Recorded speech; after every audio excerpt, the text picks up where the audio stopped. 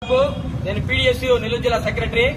ఈ రోజు నెల్లూరు నగరంలో కానీ నెల్లూరు జిల్లా వ్యాప్తంగా కూడా అక్రమంగా బుక్స్ యూనిఫామ్ అమ్ముతుంటే నెల్లూరు సంబంధించిన విద్యాశాఖ అధికారులు దొన్నపోతి మీద వర్షం కురిస్తే ఏ విధంగా అయితే ఉంటుందో అదే విధంగా ఈ ప్రైవేట్ స్కూల్స్ లో ప్రైవేట్ కాలేజీలో కూడా అక్రమంగా బుక్స్ అమ్ముతా ఉన్నా, యూనిఫామ్స్ అమ్ముతా ఉన్నా పట్టించుకోకుండా ఈ రోజు డిఓ గానీ డిప్యూటీ డిఓ సార్లంతా చాలా వెళ్ళబోస్తా ఉన్నారు. దీన్ని పీడిఎస్యు తీవ్రంగా ఖండిస్తున్నాం.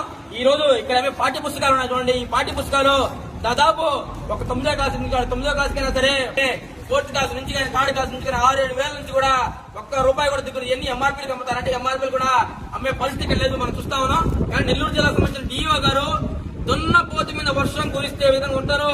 అదే విధంగా ఈ యొక్క ప్రైవేట్ సంబంధించిన సుచేత కావచ్చు, నారాయణ కావచ్చు, స్కూల్కి అమ్ముడిపోయి ఈరోజు డిఓ గారు వ్యవహరించడం చాలా కరెక్ట్ పద్ధతి కాదని చెప్పి మేము పీడిఎస్ తెలియజేస్తాను.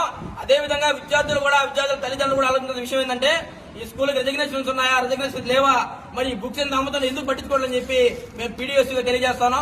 ఈ వెంటనే ఈ నెల్లూరు జిల్లా డిఓ గారు కానీ యాక్షన్ తీసుకోకపోతే